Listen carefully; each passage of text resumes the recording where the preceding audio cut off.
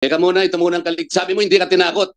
Hindi po. Wala Ngayon nababahala ka sa kaligtasan mo at sa kaligtasan ng pamilya mo. Yes, Paano mo kayo mapapaniwala ngayon na nagsasabi ka na ng totoo? Kanina pa kami nabubuisit sa iyo eh. For a maximum number of 10 days. Your Honor, So, may we... you're not allowed to speak, Mr. Counsel. Yes, Your Honor. I apologize, Your Honor. In the hearing of the House, the rule is that the counsel is not able to speak unless approved by the chairman. Ano na lamang ang natira sa iyo na pwede naming paniwalaan, Mr. Tumbado? Ang tinatanong ko sa iyo, ano na lang ang natitira sa pagkatao mo sa umagang ito na pwede naming paniwalaan? Para hindi naman masayang ang oras at pagpunta rito ng aking mga kasamahan. For a maximum number of 10 days. Your Honor, So, may we... you're not allowed to speak, Mr. Counsel. Yes, Your Honor. I apologize, Your Honor. In the hearing of the House, the rule is that the counsel is not able to speak unless approved by the chairman.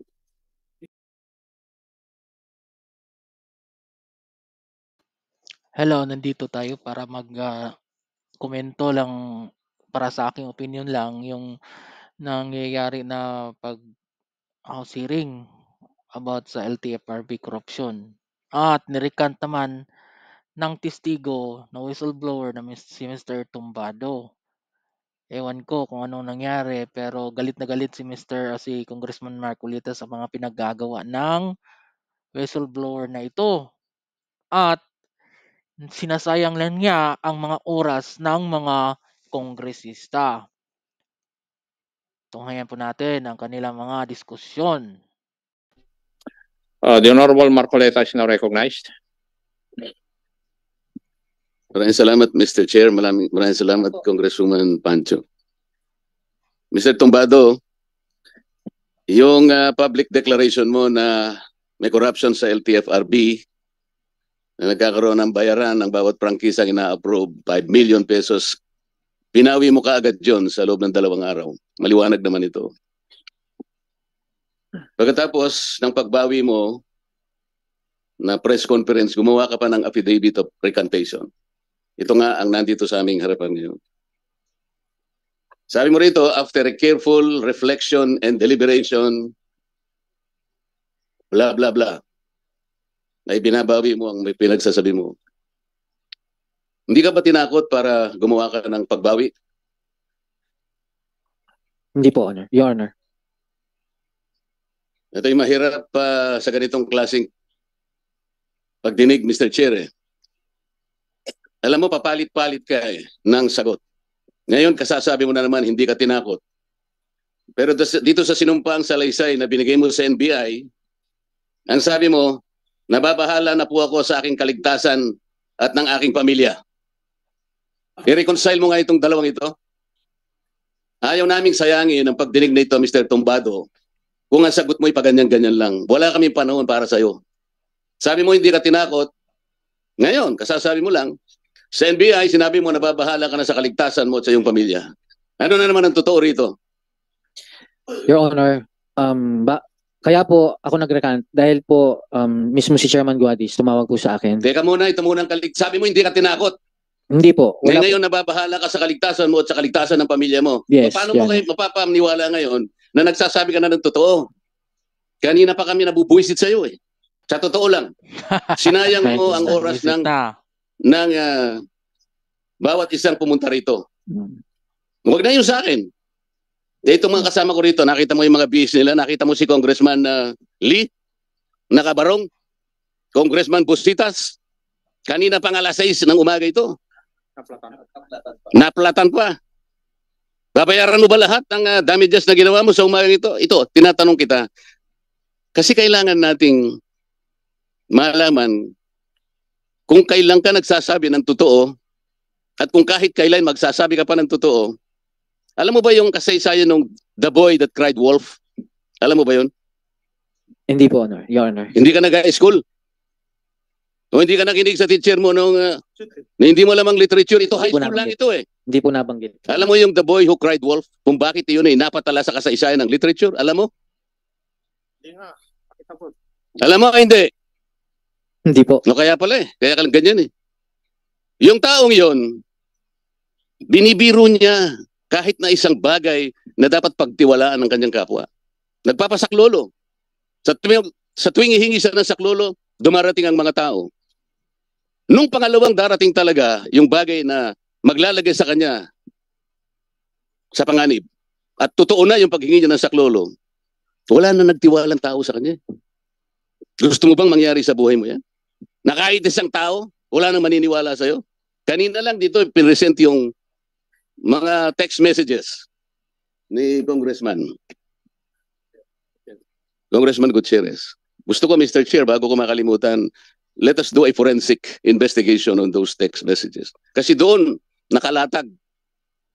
Merong humihingi ng, magbibigay ng 3,000 pesos per unit, 27 units ng Grab na ipapasok sa LTFRB. 810,000 pesos. Ngayon sinasabi mo, ano masasabi mo rin? Hindi totoo na naman yun. Sinabi mo, splice na. Ang dali mong magsinungaling. Ito yung problema natin ngayon.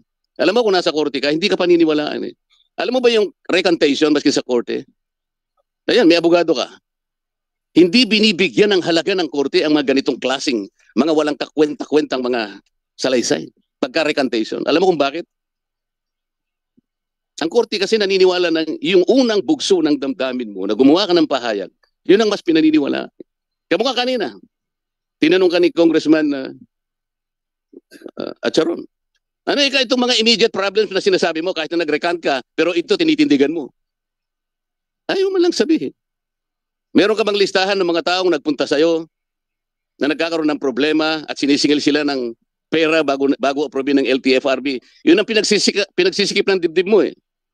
Meron ka ba listahan ng mga taong yon na binigyan mo ng halaga, nagagalit ka dahil bawat approval ng prangkisa ay humihingi sila ng pera sa LTFRB?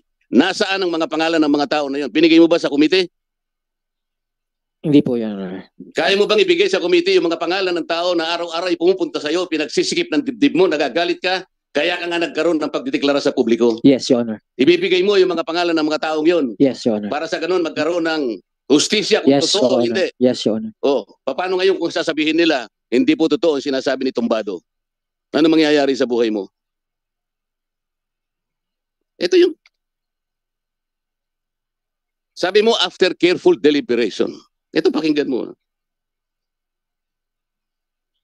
Sa aming pag-uusap, ibig mo sabihin kay Chairman Guadis,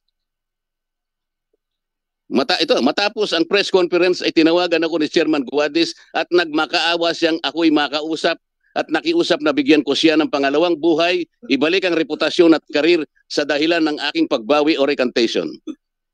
Sa aming pag-uusap ay nailabas namin ang isa't isa ang matinding sama ng loob. Ito yung dahilan kaya ka nag-recant. Hindi dahil for careful deliberation, wag mo kaming pagsisinungalingan. Alam mo ba ibig sabihin ng tumbado? Apelyido mo ito eh. Alam mo, pati apelyido mo eh, hindi mo na pinaniniwalaan. Ito ang huling tanong sa'yo. Ano ang paniniwalaan namin? Yung public declaration mo o itong recantation mo na binawi mo rin? Ano na lamang ang natira sa'yo na pwede naming paniwalaan, Mr. Tumbado? Yung pong recantation ko, wala po akong direct knowledge na kasabwat si Chairman Guadis. Ang tinatanong ko sa'yo, Ang akin lang ano ang po, pagbabasihan namin para paniwalaan pa namin ang sinasabi mo ngayon tungkol dito sa recantation?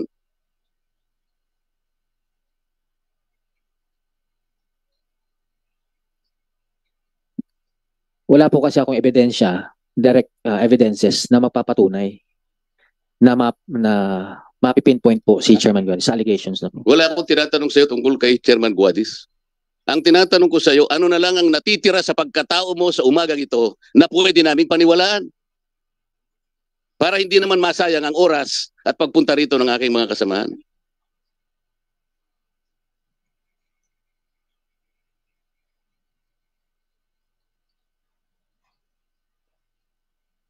Ako po ay humihingi po ng panmanhin sa nangyaring sigalot po na ito.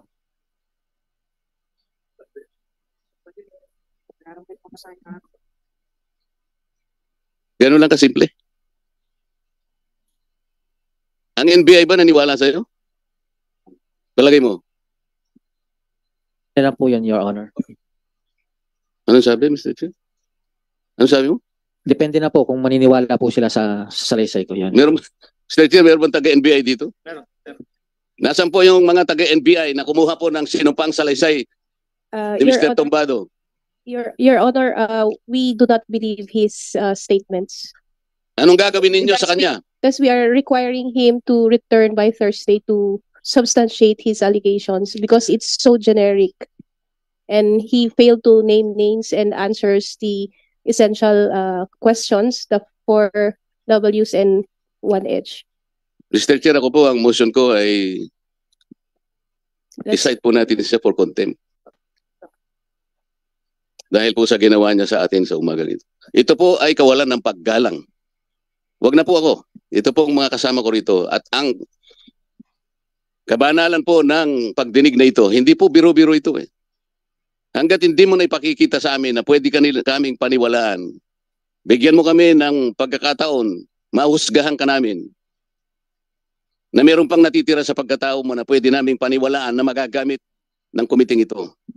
Mr. Chair, hindi po natin dapat palampasin ng ganitong klaseng paghamak.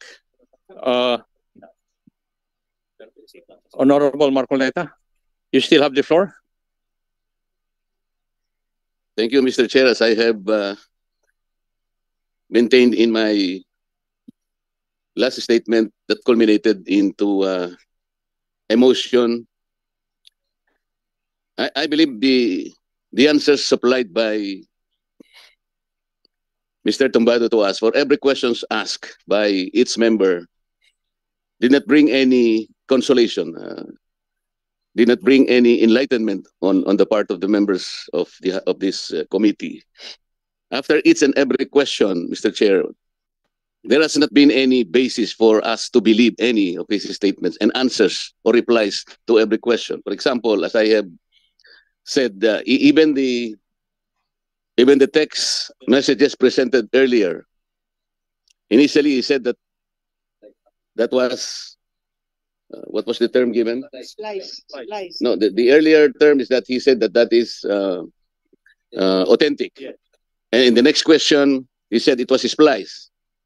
And when he was asked whether the spliced material is still authentic, he said it's no longer authentic. So we cannot rely on the answers of this witness or this resource person, Mr. Chair. There were several questions asked, and I was here. I was earnestly listening to all the answers. I hope we are able to get something from him, but we failed to do that. That is why my last question is, ano na lang bang natitira sa'yo na pwede naming paniwalaan? Even that, Mr. Chair, wala na eh. So on the basis of our rules under Section 11, paragraph E and F, Mr. Chair, I move that he be declared in contempt, Mr. Chair. I so move. Second the motion. Any objection? Before the chair rules on the motion of the Honorable Marcoleta, if Mr. ever Chair, the committee would declare Mr. Tombado in contempt, it would not preclude the others from asking questions. Any objection to that? None? Mr. Chair. Hearing no objection on the motion of the Honorable Marcoleta, citing Mr. Tombado in contempt, the chair hereby declare Mr. Tombado in contempt and be detained in this Congress for a maximum number of 10 days. Your Honor, So, may we... You're not allowed to speak, Mr. Counsel. Yes, Your Honor. I apologize, Your Honor. Boom! In the hearing of the House, the rule is that the counsel is not able to speak unless approved by the chairman. Before you should have come here, you should have read the rules. Do you want to say something?